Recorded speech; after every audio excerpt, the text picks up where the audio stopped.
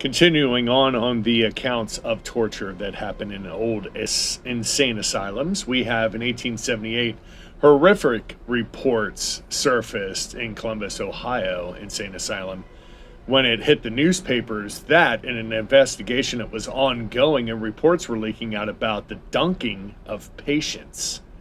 So this is all about head dunking. According to one article, the asylum hired a woman named Mrs. Brown to take over the wards that housed nonviolent, incurable patients. Since Mrs. Brown had previously worked in hospitals for the insane in Canada, it was felt that she was the perfect candidate to take on this position. Shortly after being hired, she began a system of torture. If a patient became troublesome, here's what would happen. This woman, whose duty it was to nurse and care these unfortunate folks that were placed in her charge, rushed the offending victim to the bathroom, where she was stripped of her clothing and thrown into water. The unfortunate patient's head was forced underwater until the poor creature was nearly strangled. When her head would be raised for a moment, that she might actually recover somewhat.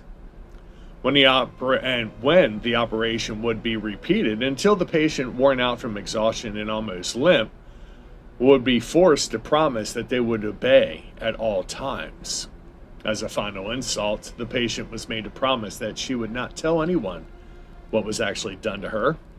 The patient was threatened that if word got out, she'd be drowned.